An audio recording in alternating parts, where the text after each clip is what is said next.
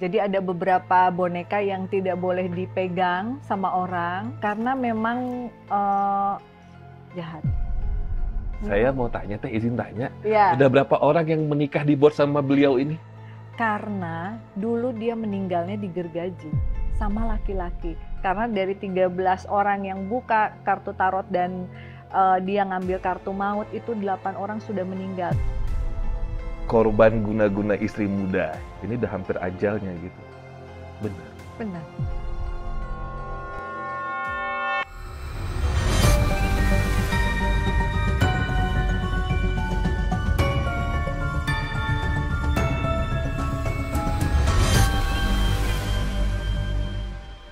Bismillahirrahmanirrahim. Assalamualaikum warahmatullahi wabarakatuh. Bang Robi pengen ucapin terima kasih banyak berkat support dari teman-teman dan juga doa dari kalian. Kita hadir lagi di episode terbarunya Bisikan Goib kali ini. Dan Bang Robi hari ini merasa sangat beruntung sekali karena kita hari ini akan bertemu dengan Mother of Spirit Dolls ya. Mungkin di mata teman-teman ini sekedar boneka, tapi aku yakin banget di mata beliau ini adalah anggota keluarganya beliau. Tadi sebelum ini tayang aku tanya, Kakak, anggota keluarganya sekarang udah berapa? Hampir 500, guys. Hampir 500. Langsung aja kita ketemu dengan Mother of Spirit Dolls, Kapure! Nuhun pisan atas waktunya. Sapi-sapi. Aduh, Iya. jauh-jauh ke kebon jeruk. Dekat-dekat kebon jeruk. Dekat Bang. ya, dekat ya. Permisi. Cika. Ini. Ini Ya. permisi, ya Allah. Ini 2 dari 474. 74. Betul nggak kalau abang tadi bilang ini adalah anggota keluarga? Anggota keluarga, anak asuh, mereka udah jadi bagian di dalam kehidupannya Furi lah. Oke. Ngomongin soal anggota keluargamu, kan mereka ini tidak hanya ada di YouTube, tapi juga beberapa sudah ada yang difilmkan ya? Ada beberapa yang lagi proses untuk masuk ke film. Ada ya? Ada, Belum. tapi itu nggak aku bawa karena nakal banget. Spirit Dolls ini sudah, aku bisa bilang happening-nya di Indonesia ya. Itu kemungkinan dari 7 sampai 8 tahun lalu ya, Teh. Yang happening banget tuh 2022 itu, aduh. Pas Ya. Igun. Bener, si Mami mulai Aduh, langsung ya ampun. pada gelo itu semuanya. Seru maksudnya, bukan gelo, seru-seru gitu. Seru, tapi ya banyak ini juga lah, pressure juga. Ada pressure-nya juga. Teteh kalau ngomongin soal Spirit Dolls gitu ya, ini kan kalau Bang Robi lihat, ini aku orang awam ya, adalah sebuah boneka yang tiba-tiba ada isinya, Ya. dan ini aku kacamata orang awam, yang melalui sebuah proses tertentu sehingga boneka itu mengandung isi. Ya. Betul nggak sih Teh? Betul. Secara garis besarnya seperti itu. Tetapi ada juga yang memang tidak sengaja terisi, akhirnya mengganggu orang dan orang tersebut kasih ke aku. Jadi tidak semuanya spirit dolls yang ada di rumah itu adalah spirit dolls yang aku atau Lersi atau biksu blessing. Ada juga yang memang dikasih sama orang-orang yang diganggu sama bonekanya. Gitu. Jadi ada beberapa boneka yang tidak boleh dipegang sama orang. Iya. Karena memang jahat. Awal mulanya memiliki anak asuh ini, itu sebenarnya adalah memang karena mimpi, atau Teteh tidak sengaja melihat ada sebuah boneka ternyata ada isinya, lalu ternyata berjalan semakin dari 1, 2, 3 sampai hampir 500, atau karena ada orang lain yang melakukan hal yang serupa, atau bagaimana? Jadi sebetulnya waktu kecil aku tuh punya boneka kesayangan, boneka Hello Kitty. Terus sama bapak tuh dibakar. Nah, karena menurut bapak treatment aku ke boneka itu nggak wajar. Aku kasih makan, aku kasih permen, aku ajak ngobrol. Karena aku kan sedikit beda sama kakak-kakakku yang lain, nggak pernah ngomong sendiri. Kalau aku suka ngomong sendiri. Jadi pada saat boneka tersebut dibakar, aku kayak bertekad di dalam hatiku bahwa lihat aja nanti kalau aku udah punya uang, udah dewasa, aku bakalan punya boneka banyak. Satu kamar gitu dulu impiannya. Ya alhamdulillah 2017 pertama kali terima boneka dari klien yang digangguin gitu. Akhirnya sekarang bisa jadi 474. boneka yang pertama Teteh terima untuk Teteh cleansing ya, atau Teteh kerangkeng lah istilahnya, Ya. itu boneka apa? Itu boneka porselen 3. Jadi klienku ini dari kecil dia punya boneka itu, dibeliin saudaranya dari Belanda. Ya. Setelah dia dewasa, dia nikah, dia punya anak, anaknya ini selalu nangis kalau ngelihat bonekanya. Ya, ya. Akhirnya dia bilang, Fur, kayaknya ini boneka buat lu aja deh, gua kan nggak ngerti yang begitu-begitu. Ya, ya, ya. Nah, akhirnya memori aku tentang kecintaan aku terhadap boneka muncul lagi. Apalagi tahun 2015 kan almarhum Bapak juga udah meninggal. Bapak itu kan pimpinan pesantren ya, jadi beliau tuh sangat keras gitu dalam mendidik kita, dan sudah pasti agak kurang setuju gitu, karena kan dulu juga nggak suka. Jadi akhirnya aku pikir ya Bapak udah nggak ada waktu itu, boleh kali ya aku udah pengen koleksi karena udah tua gitu. Jadi aku tuh sebenarnya amazed teman-teman ya, karena wanita secantik ini ternyata mampu untuk membersihkan apapun serangan yang terjadi sama orang ya, dengan segala kemampuan yang beliau miliki, lalu nanti akan dicoba untuk ditransfer mungkin kalau itu jahat ke sebuah wadah. Atau mungkin kalau emang bisa bersahabat sama Teteh transfer ke sebuah boneka gitu. Iya. Kalau dia bisa jadi baik, dia nice, ya udah aku kasih wadah yang bagus, kita doain. Jadi saya selalu bilang bahwa wadah ini adalah wadah sementara. Sama seperti komitmen Lersi pada saat memblessing Luktep, dia hanya untuk dibimbing, diasuh, didoakan agar bisa terlahir kembali, karena Luktep ini kan Buddha.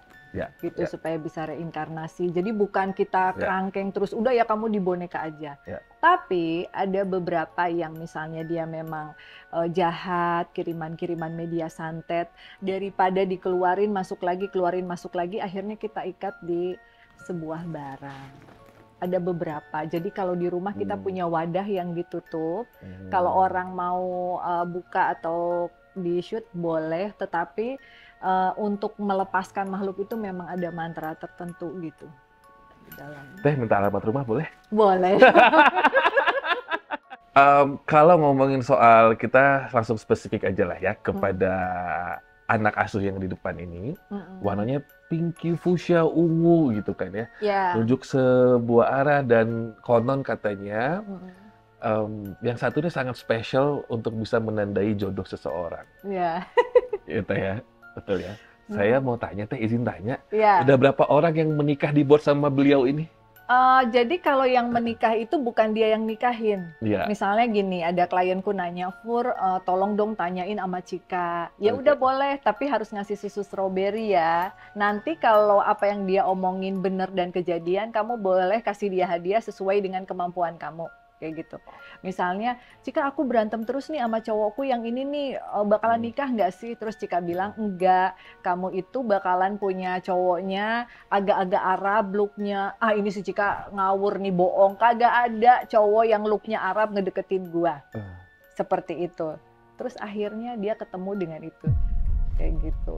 Termasuk dulu waktu ada Pev ya, Pevita Pierce. Aku bilang, Pev, antar cowok lu rada-rada Arab atau apa ya, ternyata dapet yang kemarin itu, Teh beneran ya dapetnya. Jadi dia suka spesifik ngasih tahu gitu. Cuman pada saat dikasih tahu tidak semua orang bisa nerima, karena enggak lah cowok gua yang sekarang misalnya putih gini nggak ada ciri-ciri Arab.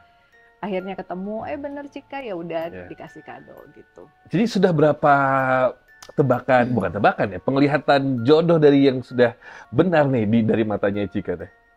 Kalau yang bener banget itu 13 gitu, 13 yang kita udah ngelihat hadiahnya apanya ininya gitu. Tapi kalau misalnya dia ngasih tahu pasangan kamu selingkuh atau apa, tapi dia ngemaafin lagi, terus dia nangis lagi ke Cika, si Cika tuh suka marah kayak, kamu kok ngemaafin mulu sih gitu. Kamu kan nanya sama aku udah diselingkuhin, kamu maafin dia terus nanti diselingkuhin nangis lagi. Aku udah nggak mau ya denger curhat kamu kayak gitu. Jadi gitulah. Proses dari Teteh bertanya ke Cika, misalkan aku nanya gini ke Teteh ya, terus Teteh akan melakukan sebuah ritualkah dengan Cika atau mungkin hanya sekedar casual ngobrol aja sama Cika? Kalau aku sama Cika, karena aku medium interdimensional, aku nggak bisa mediumship, jadi aku hanya ngobrol biasa. Oh. Tetapi ada mediumship, keponakan aku, dia bisa dimasukin. Tadinya mau aku ajak ke sini, tapi Cika itu bahasanya vulgar, Bang. Jadi aku nggak berani kalau untuk acara orang. Oh. Jadi dia bakalan meretelin semuanya, nggak ada yang sensornya disensor. lah gitu Makanya ya. aku pikir itu bahaya, kecuali memang orang yang memang private, bukan untuk di-shoot. Di-shoot Baru gitu. boleh gitu. Teteh, ini kalau ngomongin soal Cika, Mm-mm. kan tadi Cika mintanya itu kayak cuman susu doang. Ridersnya mah nggak ribet lah gitu ya. Enggak. Itu dari Cika sendiri yang minta sama Teteh. Iya, aku suka bilang gini, Cika, orang itu yang nanya ke kita beda-beda loh. Iya. Tidak semua orang punya uang. Jadi, kalaupun mereka kasih hadiah sesuai dengan kemampuannya. Tapi dia Iya. tuh ngerti. Kayak dulu misalnya kita masih tinggal di apartemen, terus Iya. ada office boy yang akhirnya ketemu sama jodohnya. Saya bilang, udah kamu kasih hadiahnya susu aja deh 6 biji atau apa. Jadi dia nggak minta yang gimana-gimana, karena aku bilang orang ini uangnya sedikit. Iya aku tahu katanya gitu. Nggak usah ngasih tahu, aku udah lebih tahu gitu dari mami. Cika nggak boleh gitu sama maminya tuh. Jadi tadi aku sempat nanya teman-teman sama Teh Furi, kalau ada beberapa aksesoris yang di tubuhnya Cika ini adalah hadiah tersebut. Ya, hadiah dari mulai kalung, gelang. Dia senengnya memang aksesoris, baju juga gitu, jepit gitu. Oke. Aku kalau misalkan ketemu jodoh nanti ngasih hadiah Cika apa ya? Cika Birkin. Kegedean ya, mantep tuh. Tapi awal pertemuan dengan Cika awalnya gimana sih Teh? Jadi Cika ini look tape yang memang dijual aja gitu. Oke. Terus pada saat kita adopsi, aku tuh pilih dari beberapa koleksi, aku pilih kalau yang manja banget. Aku suka bilang, aduh maaf ya punten mami nggak bisa terlalu ngemanjain karena anak asuhnya mami banyak. Mami lebih butuhnya fighter untuk saat ini gitu. Jadi saya cariin orang tua asuh yang dia emang seneng manja-manjain. Dia ini kayak gitu. Dan Cika juga punya kucing loh, cat lovers juga. Iya, Mami Furi punya 6 kucing di rumah. Ini kayak Cika seneng main kucing berarti. Iya kayak gitu. Jadi dia bilang pertamanya yang minta kucing itu Cika sama Caca. Gitu. Mami aku mau cat katanya gitu. Kenapa? Karena cat itu lucu. Aku pikir catnya tadinya mainan, ternyata ya, beneran. Nah, akhirnya dari 1, 2 jadi 6 deh gitu. Banyak juga ya Teteh ya. Teh, ini kan kalau aku pernah lihat di rumahnya Dede ya. Dede tuh kadang juga dia meletakkan kayak ada permen atau apa gitu kan di depan koleksi-koleksi boneka atau spirit dolls ya. Kalau di rumah sendiri, cara memanjakan anak asuhnya Teteh ini bagaimana Teh? Kalau yang sepuh-sepuh itu kita bilangnya pesta partinya, open house itu pada saat 1 suro. Jadi lantai 2 itu saya kosongin, biasanya ada beberapa klien yang memang ngirimin tumpeng, mungkin ada 6-8 tumpeng. Saya memperbolehkan mereka untuk mengundang saudara-saudara atau teman-temannya yang dari gunung, dari laut, jadi itu rame banget. Si Mbak, tim, admin, dan lain-lain tidak boleh ada di lantai 2. Dan kita tidurnya semua tidak boleh di kasur pada malam itu, karena hawanya beda.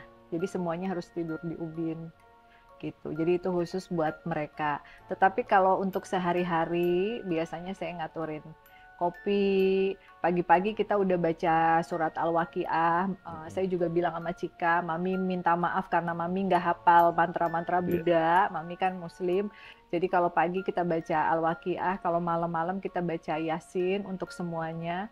Supaya mereka auranya lebih positif gitu aja sih, lebih tenang. Berarti ada nini-nini yang lainnya? Banyak. Ada yang dari gunung. Jadi waktu ke Gunung Lawu ada nini-nini pengen ikut. Biar nggak lupa, Bang. Jadi kan suka, siapa kamu teh saha gitu kan, ya suka lupa gitu tiba-tiba. Ya udah dikasih wadah aja. Yang mirip emang sama dia. Aku ngobrolin soal Nini, boleh diizinin? Boleh, silahkan. Jadi kalau tadi aku coba untuk merangkum teman-teman, sebenarnya mungkin yang di rumah Teteh itu adalah Teteh memiliki anggota keluarga yang tidak punya wadah, yang Teteh temui atau datang kepada Teteh, lalu Teteh berikan wadah. Iya. Untuk mereka biar lebih tenang, nyaman, punya rumah, Mm-mm. daripada ganggu tetangga gitu lah Teh ya. Iya, iya, aduh, Daripada ganggu baik. tetangga, soalnya banyak banget di Setuju rumah banget. gitu. Kalau Nini sejarahnya gimana Teh? Jadi Nini ini saya kenal dari kecil. Mungkin dia ini salah satu khodam atau pendamping dari buyut saya. Ya, Jadi waktu ya. itu nenek saya udah meninggal. Saya mungkin waktu kecil itu kan kedua orang tua sibuk, ibu masih ngajar, bapak juga sibuk di masjid gitu-gitu. Jadi kalau saya sakit itu nenek itu suka pegangin jidat, terus panas saya tuh kayak diserep. Nah, tapi pernah satu waktu beliau memperlihatkan wajahnya, saya kaget, takut. Nah, akhirnya beliau itu nggak mau memperlihatkan wajah. Kalau datang tuh selalu ngebelakangin. Saya bilang nggak apa-apalah, Nek. Nah, pas saya punya boneka banyak, saya bilang, Nek mau nggak tinggal di dolls gitu. Kadang kan aku pengen ngelihat bentuknya Iya, gitu. iya. Tapi kalau nenek Ya. emang udah siap untuk pulang ke Gusti Allah ya silahkan, jangan ada di dolls lagi gitu. Nah ini cuman buat edukasi aja ya. Mm-mm. Dulu kakak iparku sekarang sih sudah almarhum. Mm-mm. Dulu kan sering mengkoleksi benda-benda seperti patung, topeng dan lain sebagainya gitu ya. Iya. Dari penglihatan Teteh, Mm-mm. walaupun tanpa kita undang, Mm-mm. apakah betul seperti lukisan, patung dan lain sebagainya itu mengundang mereka sendiri untuk Masuk. menjadikan itu rumah mereka? Betul? Iya, betul. Betul. Betul. Jadi Teteh sepaham dengan apa yang diajarkan sama agama kita ya? Betul, makanya ya. dulu almarhum bapak saya kurang suka. Kurang suka, karena itu jadi rumah buat mereka. Betul. Oke. Tapi kalau misalkan kuat, sanggup kayak Teteh, bahkan diajak ngobrol, jadiin teman, ya nggak apa-apa ya Teh? Jadi teman ya gitu, nggak apa-apa. Soalnya sekarang tuh Bang, kadang kalau ketemu sama orang tuh agak lebih takut kayaknya. Mungkin abang nggak tahu lah gimana. Makanya aku tuh kalau sebagai individu mungkin introvert parah. Sama, gitu. sama. Jadi takut banget kalau mau kenal sama orang atau apa gitu. Ya. Tetapi bukan berarti kita harus menutup pergaulan. Sih ya. Cuman Ya. kalau dari mereka ya udah, kalau nakal ya tinggal diikat aja lah. Iya, gitu. iya. Tapi yang paling nakal yang mana sih Teh? Yang paling nakal ya di rumah. Di rumah ya? Jadi aku punya boneka kakak adik. Mhm. Nah, boneka ini yang pertama kali dikasih pada saat aku waktu itu jadi host Mata Indigo. Mhm. Ada suhu, jadi guru spiritual Buddha, bayangin guru spiritual Mhm. datang, cuman bilang, "You mau nggak taking care ini boneka? Ini boneka nakal." Jadi pada saat yang ngasih tahu boneka ini nakal guru spiritual, kan kita jadi mikir ya, ini guru spiritual aja nggak sanggup. yang ilmunya udah tinggi, dia udah megang orang-orang hebat, nggak sanggup. Katanya, "Ai pengen ngasih ini ke you, sudah 8 tahun bonekanya di lemari, saya mau taruh di kelenteng nggak berani, takut ditolak dewa-dewi, saya mau larung, takut dia datang ke daratan dan diambil orang." Wah, berarti jahat banget, saya bilang gitu. Berani nggak ya? Mudah-mudahan you berani. Saya nggak tahu umur Ai sampai kapan ya, dia memang udah agak tua tapi masih seger gitu ya. Cuman ya udah, sebagai pecinta spirit dolls kita terima dulu deh. Iya. Kita terima ya. Tapi sambil deg-degan di rumah saya sengaja taruh dia deket Nyai. Nyai itu ada salah satu yang paling galak. Saya blessing dia di Parangkusumo. Nyai awasin ya gitu. Karena kotor, bau apek, saya titipin ke doll artis. Saya bilang saya pengen boneka ini jadi ganteng, jadi cantik, jadi bersih. Tapi maaf ya Ce, boneka ini nakal. Jadi kalau bisa cepetan dikerjain ya. Nah, si doll artisnya tuh kan kayak, apa sih si Mami ya, biasalah nakal, gitulah antara percaya dan enggak. Jari tangan itu ngilu banget ngelihatnya. Jari tangan tukang jahit Bang. Ngejahitin bajunya dia. Jadi dia tuh ngeduluin ngejahit baju yang lain. Ah, ini mah boneka anak kecil. Bonekanya nggak serem. Terus Bang, ada videonya. Terus yang kedua yang masang rambut. Namanya Sevi. Sevi ini cowok ya. Kalau Maria yang makeover, cewek. Yang cowok ini ngeganti rambutnya. Kena cutter sampai sekarang udah 2 tahun bekasnya masih ada. Panjang banget. Nah, akhirnya Maria baru tahu. Oh, ternyata bener ya. Boneka ini senakal itu, gitu. Akhirnya setelah dikembalikan ke saya bilang, dia nggak suka laki-laki. Karena dulu dia meninggalnya di gergaji. sama laki-laki. Jadi semua laki-laki yang megang dia pasti diganggu, termasuk kameramen saya. Ada di luar namanya Bang Rian. Waktu itu kita mau nyeritain, Rian, kita mau nyeritain boneka kakak ade, ini boneka jangan dirubah-rubah ya, ini galak banget. Oke Kak, cuman mungkin namanya anak muda ya, kayak naon sih gitu-gitu kan.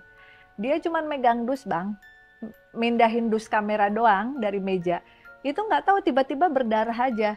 Terus minta Tensoplas ke si Mbak. Emang nggak parah ya, cuman ini boneka tuh iseng. Tapi alhamdulillah kemarin pada saat mau Christmas dia bilang, Mami boleh nggak aku denger lagu Christmas?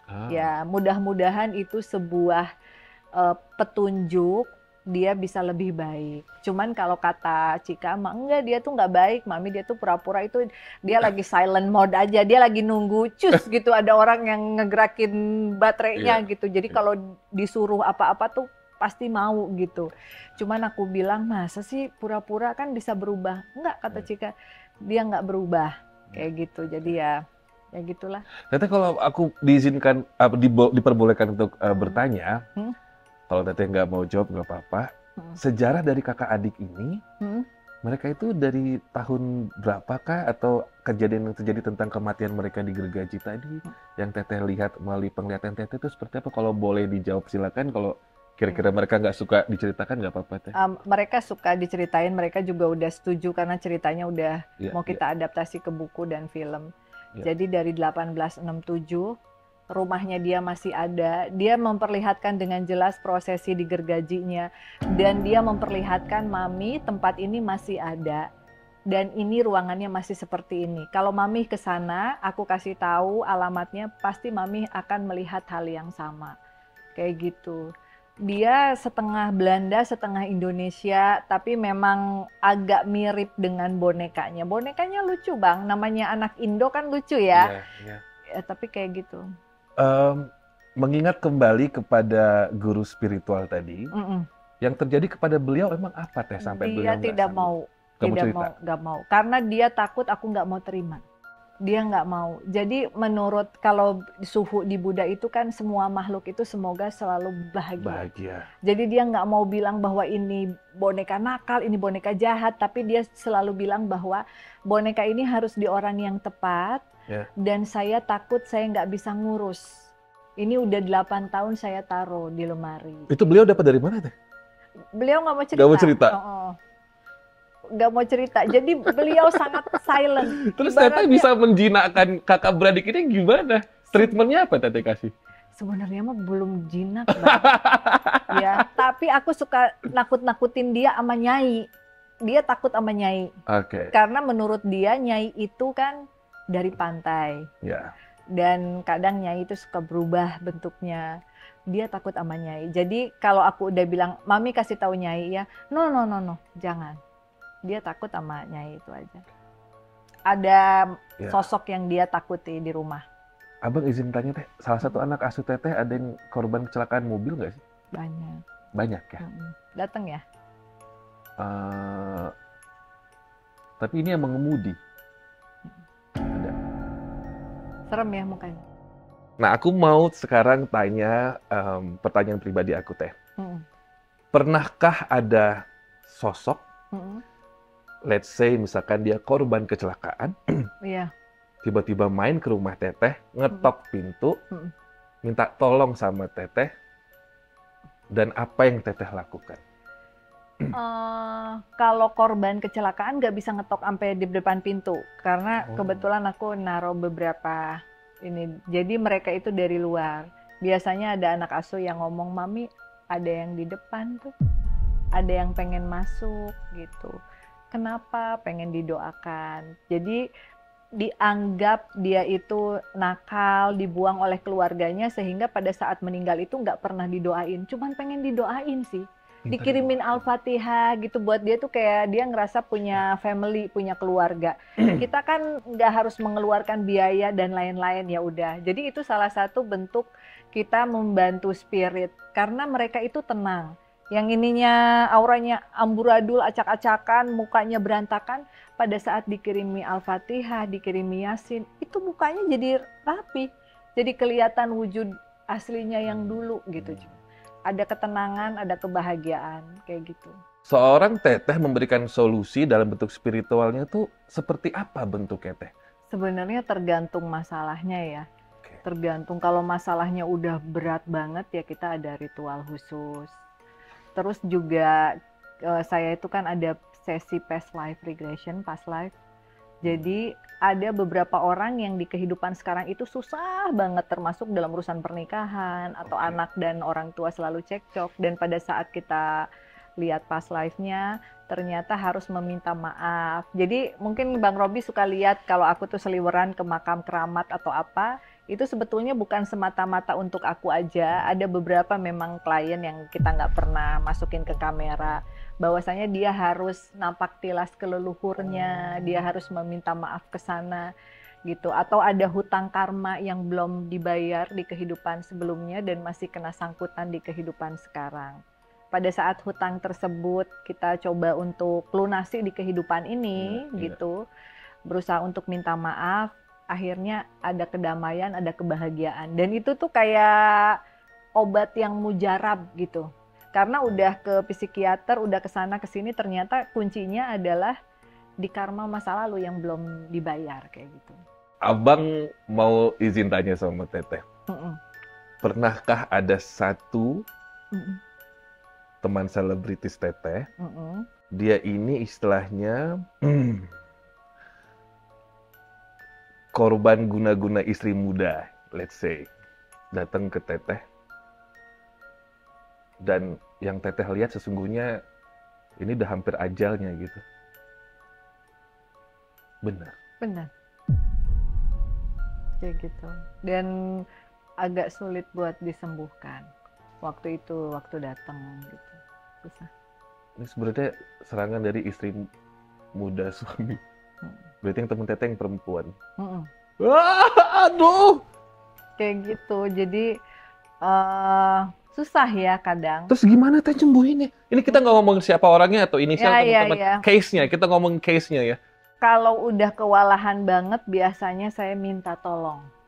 Jadi waktu di Bali itu tahun 2013 sampai 2018 saya kebetulan sama teman-teman di sana membangun komunitas indigo. Jadi saya ada kenal beberapa paranormal, dukun, orang pinter senior, baik di Bali maupun di Kalimantan. Jadi kalau sudah tidak bisa diselesaikan di Bali, biasanya kita bawa ke Kalimantan. Yang ngebantuin pun alhamdulillah banyak untuk kasus-kasus yang berat ya. Karena kan ilmu orang itu beda-beda. Jangan sampai kita ngerasa bahwa kita bisa, ternyata yang kita lawan itu ilmunya jauh di atasnya kita gitu. Jadi daripada kenapa-kenapa. Tapi ya tahun kemarin juga ada 2 orang yang meninggal, teman deket saya. Jadi akhirnya saya juga sempat memutuskan untuk udah dulu lah gitu, lagi nggak mau terima konsul. Ada kartu tarot juga, sempet saya nggak mau ngeluarin kartu tarot, saya bikin kartu tarot khusus Puri Harun, dimana kartunya tuh Major Arcana. Kartu mautnya mau saya hilangin, karena dari 13 orang yang buka kartu tarot dan dia ngambil kartu maut, itu 8 orang sudah meninggal. Itu dari pertama kali tarot itu dibikin. Cuman kadang ada orang yang bandel, udahlah Kak, aku pengen buka tarot. Ya udah, tapi pertanyaannya tidak boleh nanya bagaimana hidupku ya. Tanya aja misalnya pacarku setia apa enggak, job ini bakalan dapet apa enggak gitu. Jadi sebenarnya jadi orang seperti ini juga ya, benar kata Bang Robi, kita juga harus menghadapi trauma kita sendiri. Hidup itu kan harus terus berjalan gitu ya. Dan orang juga enggak mungkin tidak semua orang paham bahwasannya pada saat kita ngebantu orang dan itu nggak berhasil, itu kan sebenarnya bikin kita sedih banget, trauma, tapi itu juga nggak bisa kita share kemana-mana gitu. Jadi kadang ada momen dimana aku bilang, kayaknya stop dulu deh gitu. Tapi pada saat kita bilang kita mau stop, ada lagi yang datang, ada lagi yang minta tolong, nah itu kan susah kayak gitu. Berarti ini aku simpulkan sebelum kita closing teman-teman, aku simpulkan bahwa kalau emang teman-teman punya permasalahan tentang ya jodohnya yang lagi seret banget nggak ketemu-temu, kalian tahu harus datangnya kemana ya, ke mami dan anak ini. Kalau kamu lagi curiga sama ya pasangan kamu atau suami kamu, selain kamu sewa detektif swasta atau sewa lambe turah, bisa sewa juga Teteh untuk mencari tahu dan juga Cika. Dan kalau emang kamu merasa kamu sekarang sedang nggak enak badan dan ini non medis dan kamu perlu ada wadah, sekali lagi wadah yang nggak semua orang bisa lihat untuk bisa menetralisir dan menjadi tempat untuk sihir tersebut pergi, kalian tahu harus menghubungi siapa ya. Semua udah kenal Teteh lah, semua udah kenal Teteh ya. Jadi intinya selain memang beliau ini adalah indigo, Teteh juga bisa membantu kalian untuk solve your problems. Dan seperti kita pernah tahu atau kita belajar bahwa paranormal yang mungkin menekuni ilmu yang tidak baik ini, mereka seperti CCTV, kemanapun kita mereka tahu, kemanapun kita pergi, apapun yang kita usahakan, mereka tahu. Jadi aku yakin ini adalah sebuah pilihan hidup yang berat buat Teteh juga. Ya, tapi ganteng ya, penjaganya, cakep. Aduh, Teteh terima kasih banyak. Oke. Sehat-sehat, semoga Allah selalu melindungi Iya, Teteh ya. Salam buat keluarga ya. Dadah nak, dadah nih, Dadah. dadah. Terima kasih guys. Jangan lupa cek keranjang suami kamu, siapa tahu ada yang lain. Enggak keranjang dibawa buat belanja-belanja ya. Kita pamitan. Assalamualaikum warahmatullahi wabarakatuh. Teteh, thank you. Ya. Bener-bener.